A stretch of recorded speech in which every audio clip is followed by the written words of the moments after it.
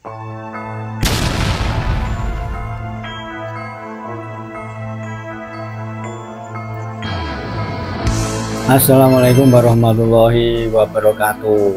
Misteri Ubaidillah atau Abdullah bin Isa Ar-Rumi yang sekarang diperdebatkan oleh ahli nasab dan diperbincangkan akhir-akhir ini, benarkah yang namanya Ubaidillah atau Abdullah ini adalah anaknya Muhammad Isa Ar-Rumi?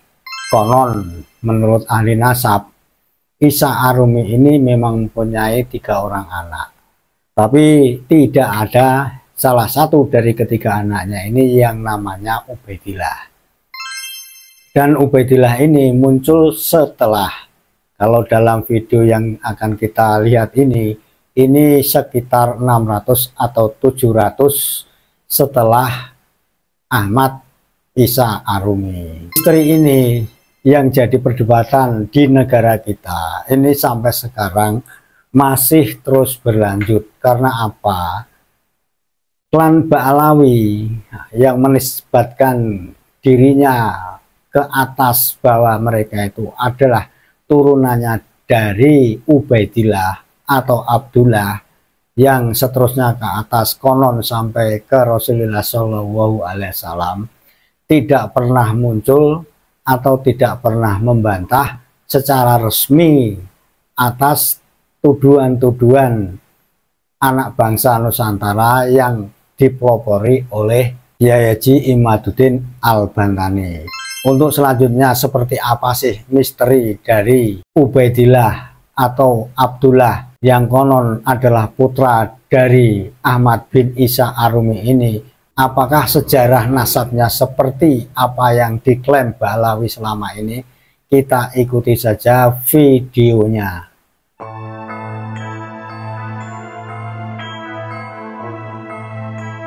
Lamina wa bihi nasta'inu ala umuri dunya wa dini. Wassalatu wassalamu ala ashrafil anbiya'i wal mursalina sayyidina Muhammadin wa ala alihi wa sahbihi ajma'ina. Amma ba'du. Kali ini kita akan membahas tentang keturunan Bani Hashim di Yaman, dengan mengutip dari tulisan Ahmad Al-Khatib Al-Yamani, yaitu seorang peneliti dan penulis Irak, salah satu tokoh terkemuka dalam gerakan pembaruan warisan Islam, dalam situs web Al-Mauqa Busat atau Al-Mauqa Pos. Ahmad Al-Khatib Al-Yamani menulis tinjauan sejarah tentang dinasti Bani Hashim dalam bentuk tulisan berseri, 12 seri lengkapnya, yang berisi kriteria keutamaan manusia dalam Al-Quran, penalaran Syiah tentang keutamaan Sayyidina Ali dan keturunannya, ayat Al-Quran tentang disucikannya keluarga Nabi, nasab keluarga Bani Hashim, dan seterusnya. Karena fokus dalam konten ini adalah tentang keturunan Sayyidina Ali di Yaman, maka kita akan tertuju pada keluarga Bani Hashim di Yaman.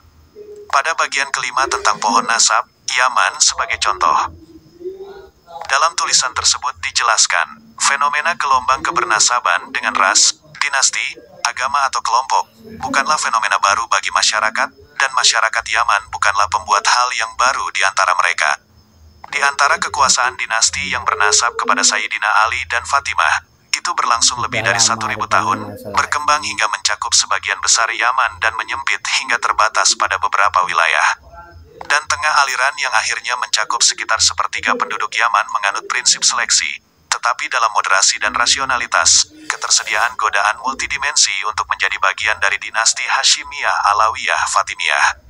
Godaan ini diperbarui dengan munculnya gerakan Houthi, dan adopsi ruang Jarudi yang ketat di aliran Zaidi, dan bertahtanya Jafari Isna Ashari. Kemudian menyebar karena nuansa dinasti dan sektariannya, serta kendalinya atas tampuk pemerintahan di Yaman. Akibatnya, jumlah keluarga yang bernasab kepada keluarga Hashimiyah, Alawiyah, Fatimiyah meluas, hingga anggotanya diperkirakan antara 4 juta hingga 6 juta orang Yaman. Yang berarti bahwa dari setiap 4 atau 6 orang Yaman, 1 adalah Hashimi Alawi. Jelas bahwa jumlahnya telah dibesar-besarkan, baik dalam batas bawah atau atas, terutama karena tidak ada upaya yang dilakukan untuk melakukan studi genetik untuk menyelesaikan masalah ini secara ilmiah. Namun demikian, adalah mungkin untuk menundukkan kebernasaban keluarga Hashimi Alawi untuk mengetahui tingkat validitas kebernasaban mereka, karena bergantung terutama pada buku-buku referensi silsilah dari garis keturunan Alawi sepanjang sejarah, dan dengan bantuan dari biografi yang termasuk silsilah nasab. Namun, sebelum itu perlu dicatat, bahwa ulama nasab memiliki banyak perbedaan di antara mereka, dan beberapa dari mereka mengutip satu sama lain, dan ini wajar, termasuk yang ingin tahu dan yang bersikap lunak. Namun, orang-orang sezaman dari satu generasi dalam seri ini tetap lebih dekat dengan keyakinan sehubungan dengan generasi ini atau garis keturunan akhir. Dia menyebutkan sumber kuno yang dia andalkan, karena kemungkinan manuskrip dari sumber itu menghilang.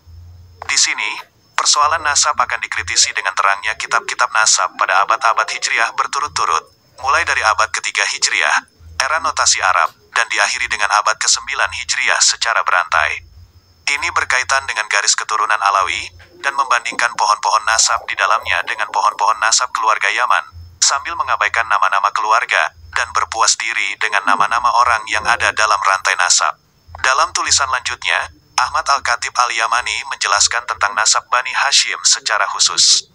Dalam catatan-catatannya, dia menuliskan, 1. Banyak sekali keluarga di Yaman sekarang ini yang bernasab kepada keturunan Alawi Fatimi, tidak menyebutkan nama mereka atau pohon nasab mereka, baik di pohon nasab karangan Abu Alama, maupun dalam komentar cucunya, maupun dalam kitab Nel al-Husainiyin Zubarah.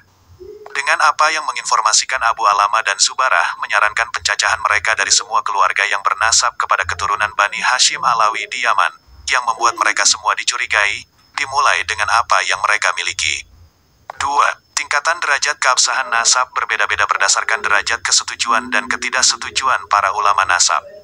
Misalnya berkenaan dengan anak-anak Musa Al-Kazim, mereka sepakat bahwa dia memiliki keturunan dari Ali, Ibrahim, Al-Abbas, Ismail, Muhammad, Abdullah, Ubaidillah, Al-Hasan, Jafar, Ishak, Hamzah.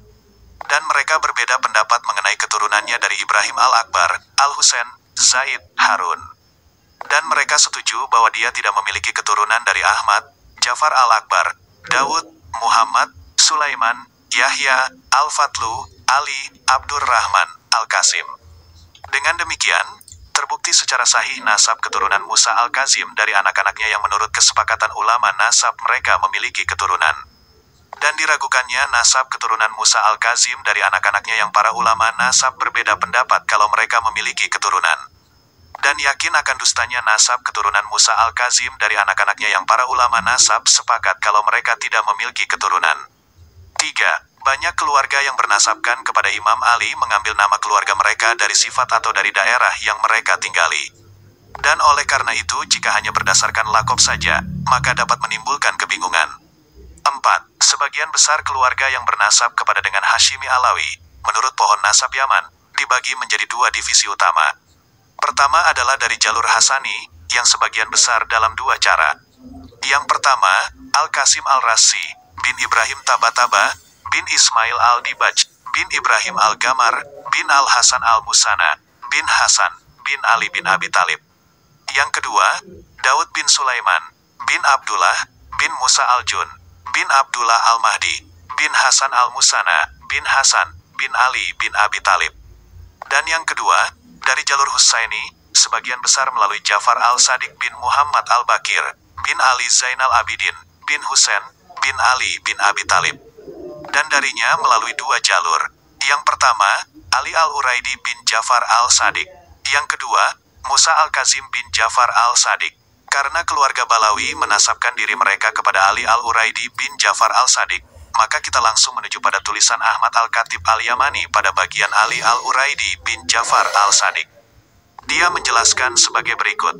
Ali Al-Uraidi, banyak keluarga Yaman bernasabkan kepadanya melalui jalur Ahmad bin Isa, bin Muhammad, bin Ali Al-Uraidi, bin Jafar Al-Sadiq. Dan catatannya, 1. Para ulama nasab berbeda pendapat mengenai keturunan Ahmad bin Isa, tetapi mereka semua tidak menyebutkan di antara anak-anak Ahmad bin Isa ada yang bernama Abdullah ataupun Ubaidillah, di mana banyak keluarga Yaman yang menasabkan dirinya kepada Abdullah atau Ubaidillah.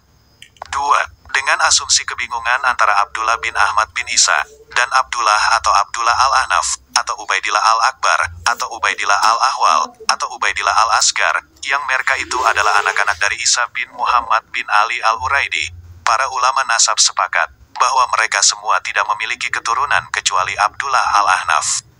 Dan yang terakhir ini, yaitu Abdullah Al-Ahnaf, memiliki anak bernama Ismail saja, sedangkan yang lainnya tidak memiliki keturunan.